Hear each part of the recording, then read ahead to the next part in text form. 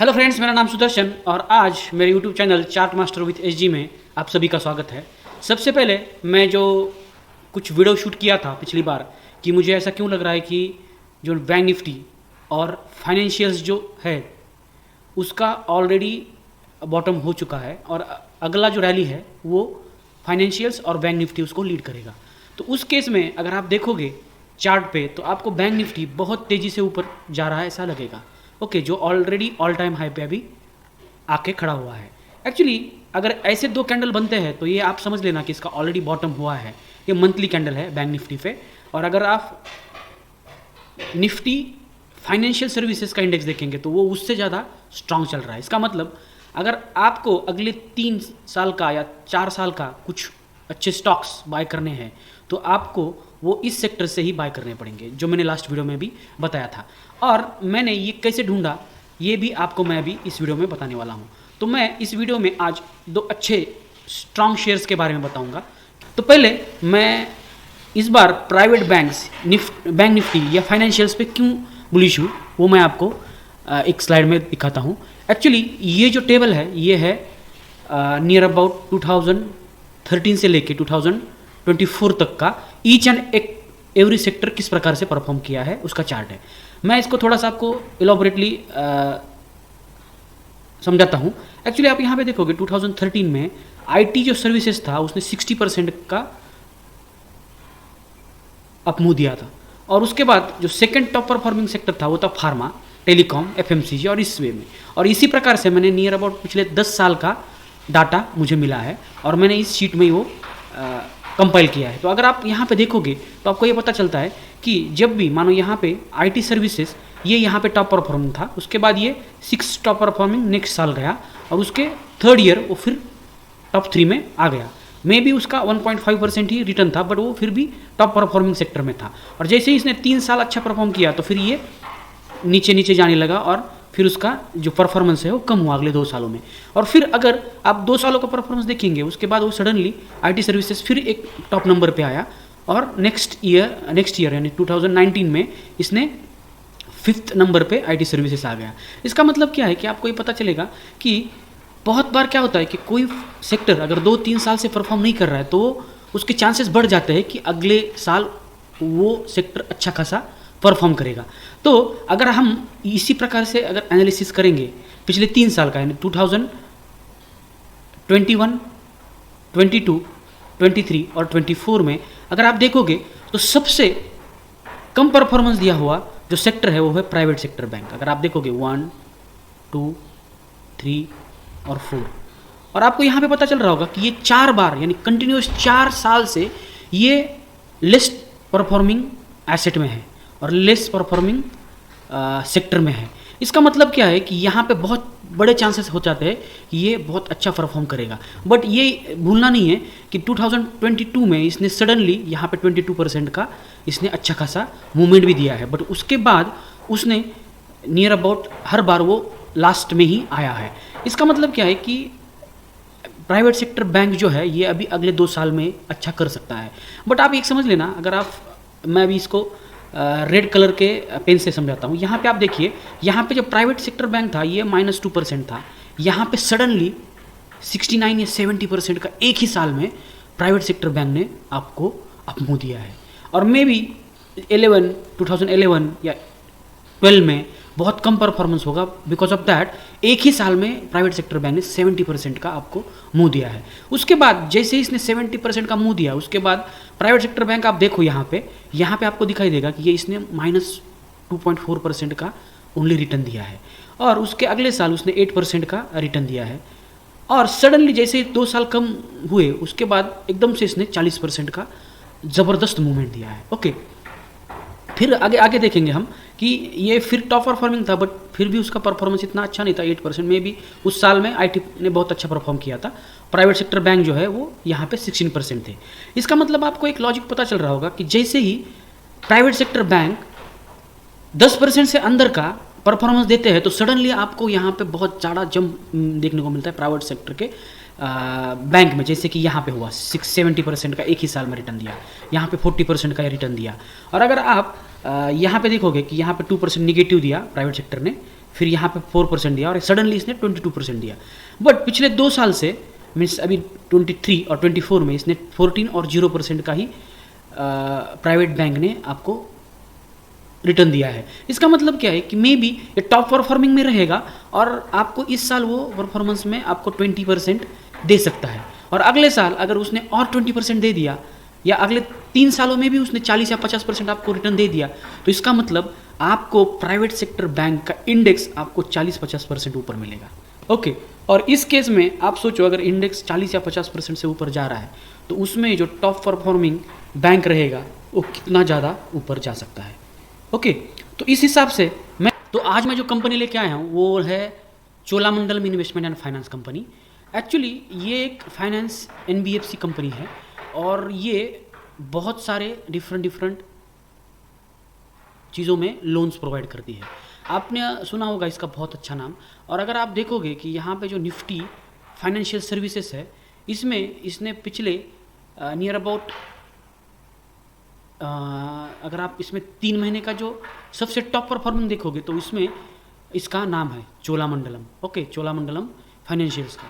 और ये 6 महीने में भी आप देखोगे तो इसका अच्छा खासा परफॉर्मेंस था, और 1 साल में अगर आप देखोगे तो ये टॉप 3 में ही आ जाती है। ओके, नियर अबाउट 1 साल से या 3 महीने से ये टॉप 3 में हमेशा आती है। इसका मतलब क्या है कि अगर फाइनेंशियल कुछ लीड करेगा तो ये चोलामंडलम भी एक अच्छा बीट हो सकता है। बट ये आपको कैसा पता चलेगा कि आप जैसे धीरे धीरे डीप में बाय करते रहोगे तो आपको परसेंटेज में पता चलेगा कि ये कंपनी थोड़ी सी नीचे आती है 2-4% और इमीडिएटली फिर 4-5% ऊपर जाती है, और इस प्रकार से ये ऊपर जा रही है। जैसे ही आपको ये पता चलेगा तो आप फिर इसमें ज़्यादा से ज़्यादा अलोकेशन आपका बढ़ा सकते हैं। तो मैं अभी इस कंपनी का चार्ट एनालिसिस किया हूँ और इसका टारगेट जो है ये मुझे आपको क्या लगता है वो मैं आपको बताता हूँ अगले 3 साल के लिए, क्योंकि मैं ये जो अभी बना रहा हूँ ये अगले 3 साल का ही मेरा व्यू है।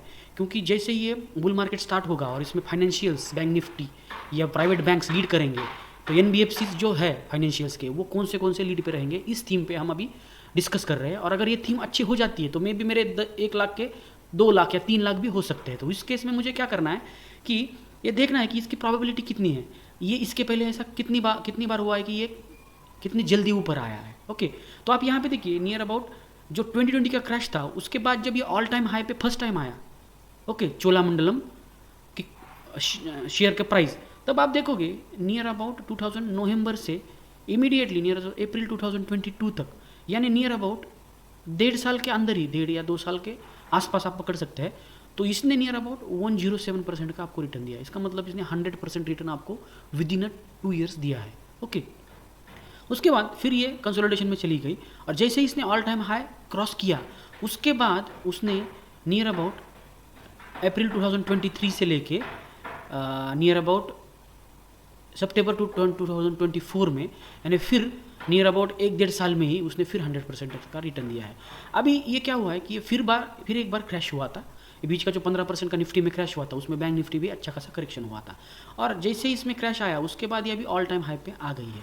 तो इसके प्रोबेबिलिटी के चांसेस बहुत ज़्यादा बनते हैं कि ये यहाँ से जब ऊपर निकले तब ये ऐसे ही सेम यही अगर सेम फॉर्मेट इसने फॉलो किया तो अगले 2 साल में ये 100% रिटर्न दे सकती है। तो अगर आपको ऐसा लग रहा है कि आप भी मेरे साथ सहमत है कि ये फाइनेंशियल्स का ही अच्छा वक्त आ गया है और 2 साल से कुछ भी ज़्यादा परफॉर्मेंस नहीं दिया प्राइवेट बैंक्स ने या NBFCs ने, तो अभी ये अपॉर्चुनिटी हो सकती है कि यहाँ पे एक अच्छा मूव आ जाए।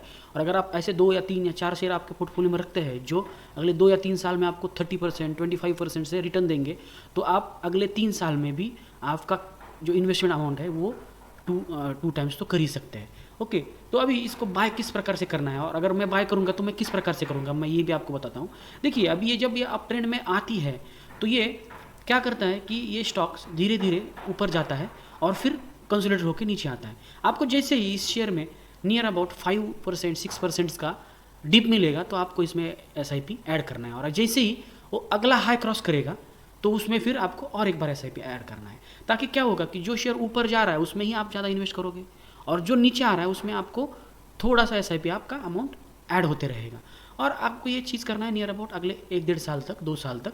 अगर ये करोगे तो मेरा जो टारगेट है चोलामंडलम में तो वो है नियर अबाउट 3,200 तक का, यानी 1,500 से लेके ये आप कंजर्वेटिव 3,000 भी पकड़ लोगे तो भी ये नियर अबाउट आपको डबल पैसा आपका करके दे सकता है।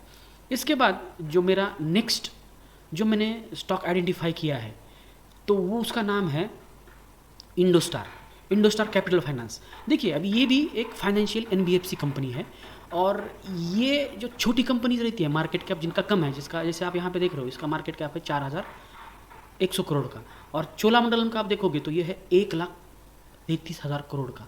इसका मतलब इस दो कंपनी का आप अगर कंपैरिजन करोगे तो ये बहुत ही छोटी कंपनी है। बट जनरली क्या होता है कि आपको मालूम है कि अगले 3 साल में एनबीएफसीज में फाइनेंशियल्स में ग्रोथ आएगा तो वो सब जगह पे आता है, ऐसा नहीं कि एक पर्टिकुलर सेक्टर में आता है। बट जो छोटी कंपनीज रहती है वो बहुत तेज़ी से उनका मार्केट कैप बढ़ाती है क्योंकि वहाँ पे पैसा भी ज़्यादा फास्ट आता है, उनकी प्रॉफिटेबिलिटी भी बहुत अच्छी बढ़ती है। तो उस केस में अगर आपको ऐसा लगता है कि आप थोड़ा रिस्क ज़्यादा ले सकते हैं तो फिर आप इस स्टॉक में भी ऑब्जर्व कर सकते हैं और आप इस स्टॉक को वॉच लिस्ट में रख सकते हैं। आप यहाँ पे देखिए मैंने इस कंपनी को चूज़ क्यों किया है, क्योंकि इसमें प्रोमोटर की होल्डिंग बहुत अच्छी खासी है और यहाँ पे सबसे इम्पॉर्टेंट क्या है कि जो इन्वेस्टर्स है ये बड़े वाले इन्वेस्टर्स है और उन्होंने रिसेंटली इसमें कुछ इन्वेस्टमेंट किया है। जैसे कि आपको मालूम है मधुसूदन केला ये बहुत ही बड़े इन्वेस्टर्स है जिनकी होल्डिंग नियर अबाउट 102 करोड़ के शेयर्स इन्होंने इसमें ऑलरेडी बाय करके रखे हैं और वो भी पिछले क्वार्टर में इन्होंने बाय करके रखे। फिर ये जो है ये दूसरा एक होल्डिंग है, वो भी इन्होंने भी यहाँ पर 2% का इसमें होल्डिंग बाय किया है और ये आपको अभी चार्ट पे भी दिख रहा है। ओके, ये जब मुझे चार्ट पे दिखता है तो मैं क्रैश में ऐसे शेयर्स चूज़ करता हूँ कि वो शेयर अगले 3 या 4 साल में आपको मे बी 5 टाइम्स 6 टाइम्स या 10 टाइम्स भी पैसा दे सकता है। अगर ये जो हमने सोचा था कि फाइनेंशियल परफॉर्म करेगा, इसमें बहुत सारा मार्केट कैप बढ़ेगा, अगर ऐसा हो जाता है तो आपको आपके पैसे 5 टाइम्स 10 टाइम्स करने का भी चांस मिलता है। तो आपको थोड़ा सा रिस्क लेके इसमें काम कर सकते हैं। ओके, इसके बाद इसका मैं अभी क्यों बोल रहा हूँ, क्योंकि मैंने इसका चार्ट पूरा स्टडी किया है और मैं आपको इसका चार्ट भी समझाता हूँ टेक्निकली। क्योंकि जनरली क्या होता है कि टेक्निकली अगर आपको ऐसा लग रहा है कि ये बहुत ही अच्छी कंपनी है और इसमें ब्रेकआउट भी आ रहा है तो आपको ये सब कुछ मंथली चार्ट पे दिखाई देगा। आप यहाँ पे देखिए मैंने ऑलरेडी इस पर बहुत सारा एनालिसिस करके रखा है और ये आइडेंटिफाई मैंने किया था नियर अबाउट 260 के लेवल पे, और 260 के लेवल पे मैंने आइडेंटिफाई किया था। बट बीच में एक करेक्शन आया, जब निफ्टी पे एक 15% का करेक्शन आया तब इसमें भी अच्छा खासा करेक्शन आया था और ये शेयर नियर अबाउट 235 तक गया था और अभी ये नियर अबाउट 300 के आसपास चल रहा है। तो इसमें जैसे ही आपको कुछ डिप्स मिलेंगे 5-6% के तो आप इसमें धीरे धीरे SIP कर सकते हैं। आप यहाँ पे देखिएगा कि ये है monthly chart of Indostar Capital Finance का और यहाँ पे पिछले नियर अबाउट 2023 से 25 तक बहुत ज़्यादा वॉल्यूम से बाइंग आया है। ओके, और ये वॉल्यूम आया है बड़े लोगों की वजह से, जो बड़े लोग हैं वो ज़्यादा से ज़्यादा इसमें इन्वेस्टमेंट कर रहे हैं। और जब ऐसा होता है और इसमें अगर आप देखोगे तो इसमें जो फ्लोटिंग है मीन्स फ्लोट बोलते हैं फ्लोटिंग शेयर्स वो बहुत कम रहेंगे। जैसे कि मैं आपको यहाँ पे दिखाता हूँ इसका share holding pattern Indostar capital में। अगर आप यहाँ पे देखोगे तो पब्लिक के पास नियर अबाउट 22% का ही स्टेक होल्ड करते हैं, पूरा प्रोमोटर ने लेके रखा है और FI है 2% और DI है 1% है। अगर मानो यहाँ पे पब्लिक अगर इसमें इन्वेस्टमेंट थोड़ा कम भी करती है और कोई बड़े इन्वेस्टर अगर इसमें इन्वेस्टमेंट कर रहे हैं धीरे धीरे, कोई 1,500 या 200 करोड़ का भी इसमें इन्वेस्टमेंट कर लेता है तो ये पब्लिक का परसेंटेज और कम होता जाएगा। और प्रोमोटर जो है वो अगर इसमें कांस्टेंट रखेगा, इसमें एक थोड़ा सा रिस्क ज़्यादा है कि ये प्रोमोटर ने 75% से 73% का इन्होंने उनका जो शेयर होल्डिंग है वो कम किया है। अगर ये ऐसे ही कम करते जाएंगे तो फिर इसमें थोड़ा सा इश्यू आ जाएगा। बट अगर प्रोमोटर यही होल्डिंग हमेशा ऐसे ही लेके रखेगा और अगर इसमें FII DII और डोमेस्टिक म्यूचुअल फंड्स इसमें बाय करने लगते हैं तो फिर इस स्टॉक में भी अच्छा खासा मूव आ सकता है। तो आप इस शेयर को आपके वॉच लिस्ट में रख सकते हैं। ये जो शेयर है ये थोड़ा रिस्की है और इसमें आपको अगर मिला तो बहुत अच्छा रिटर्न मिलेगा 5-6 टाइम्स का। बट अगर आप बहुत ही सेफ बीट करना चाहते हैं तो Cholamandalam is the best pick for me. तो देखेंगे ये 2 शेयर मैंने अभी मेरे वॉच लिस्ट में रखे हैं, जैसे ही मुझे मौका मिलेगा तो फिर मैं इस शेयर में भी कुछ छोटा मोटा अमाउंट मेरा लगाने का ट्राई करूँगा। तो आज के लिए इतना ही। Thank you very much. If you like this video, then why don't you subscribe our channel? Thank you.